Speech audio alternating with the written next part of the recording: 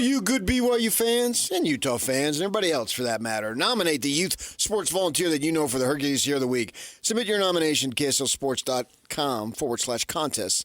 And then listen every Thursday afternoon to the good guys, JJ and Alex, for the winner. Help us celebrate the efforts of those volunteers making an impact with the Hercules Hero of the Week. And it's sponsored by Hercules First Federal Credit Union and Beehive Meals. DJ and PK, it's 97.5 The Zone. BYU rolls over UCF to go 8-0. Cougars. Can you believe it? No one's getting the question right. You gave too many details, PK, when you posted the question. Everyone's commenting on the UCF game. Set the game aside. BYU's 8-0. They are. We talk college football because we don't have Major League Baseball. We talk college football for weeks, for months. Years. Well, that's true, but we only talk about this team for 1 year. But coming off a 5-game losing streak to end last season. I know. With a quarterback battle that went right down to the end.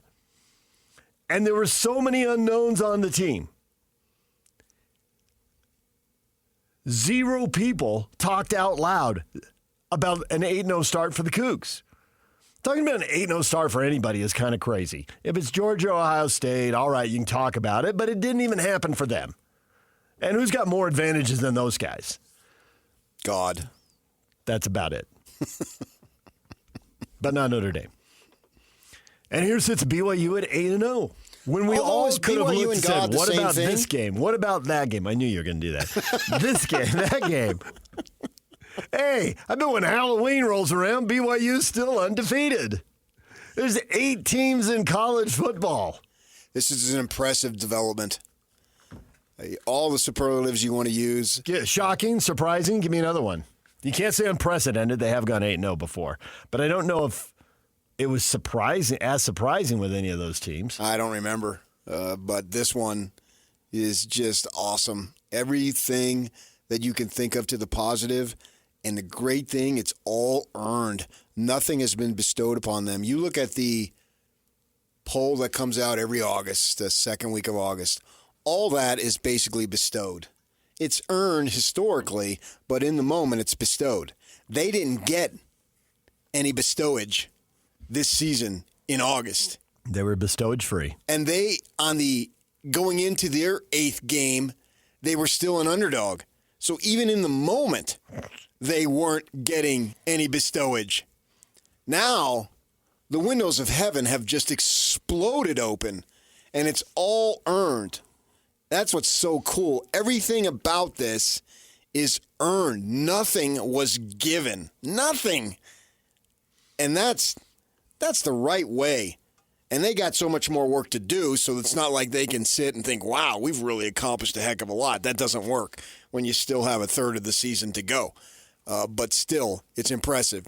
This win that they had, it wasn't the most impactful because I think K-State was, but I could argue this was the most impressive. On the road, 2 time zones, blah, blah, blah, homecoming, yada, yada. Or was it homecoming for them? I think it was. And they just take the opponent right out of the game. Right from the start, it's comfortable. Yeah. That's 17-10, but what do? They go right down, and Chase Roberts breaks a tackle, and boom. Why we referred to it as the 2-minute drill? This whole thing, we love the 2-minute drill. It was a big play. It was a big play. Yeah. It was a missed tackle. And away he went. I think 2-minute drill, and you're against the clock, and multiple plays, and you got to hurry up, and they hit on a 62-yard pass. Yeah, but they were aggressive in the mindset.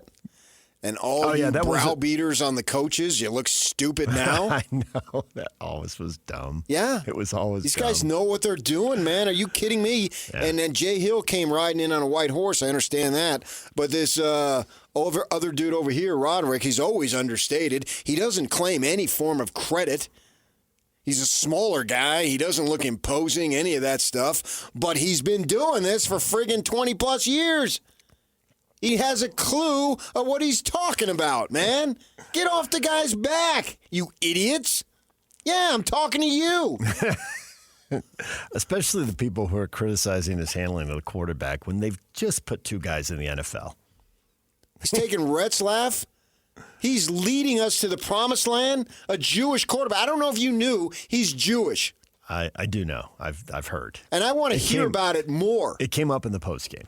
You know, if you hear about it more, that only means one thing. They're winning. Nobody cares about a Jewish quarterback who's losing, but everybody cares. And he's at a Mormon school, so it's unique. I understand that it's different. But I want to hear more of it. I want to hear the national dudes. I want to hear Herb Street announce it because means it's only a matter of time. It's only a matter of time. They got to keep winning.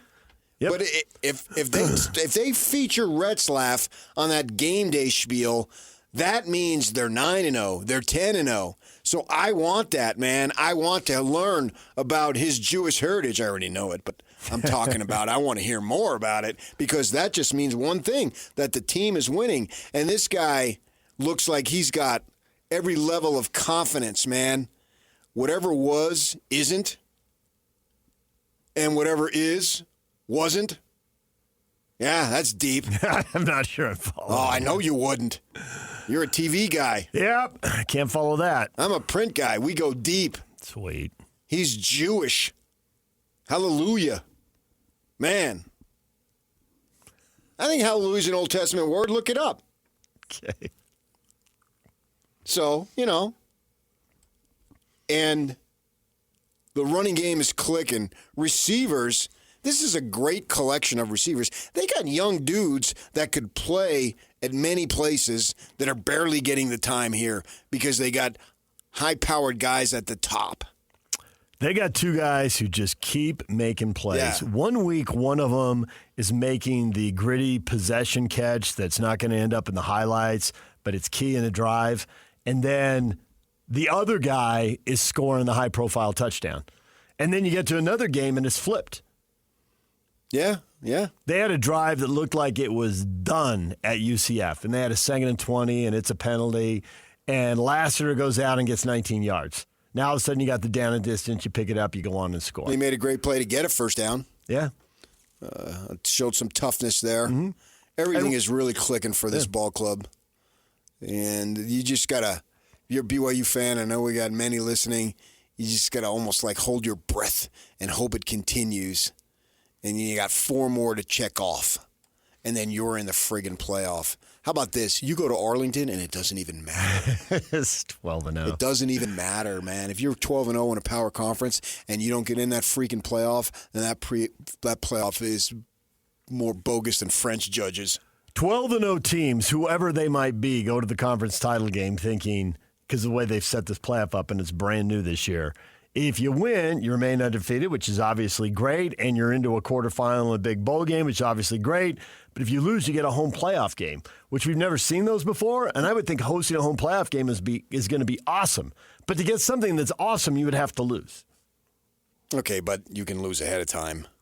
You don't have to lose that game. You could. And I don't think anything should be guaranteed. I think they should seed the thing with that 12-1 who lost the last game can still get a bye. That's the way I would do it. Not give the conference champs the top 4. No, right. I wouldn't. Give them But to what you said earlier in the show, they did it because it makes the conference games valuable. TV show that you get paid for. Follow the money. Yeah, but from a that's sporting not perspective, a conference game. That's just that's a game. It's not a conference game. The conference is over. Well, yes, and in the old school way of thinking, that can hold up, and it still can because we could still end up, but I think it's less likely we end up with one of those bogus title games like we had with TCU where an undefeated team is playing a 3-loss team. You can't convince me who the conference champ is based on this game. TCU is a conference champ in my mind. Now, this year, we could have a league where two teams are 12-0, 9-0, and they haven't played. It's still a conference game. That's unique to the individual season, though. Yeah, and the individual conference. I mean, it can happen in the Big 12, and it can happen in the Big 10. A 9-game accomplishment it's not going to happen in the always SEC. Better than a 1-game accomplishment. Yes, but it's going to be seen as a 10-game accomplishment. If you win, if you lose, no. They'll spin it differently. So we got a home playoff game. That's how they'll spin it.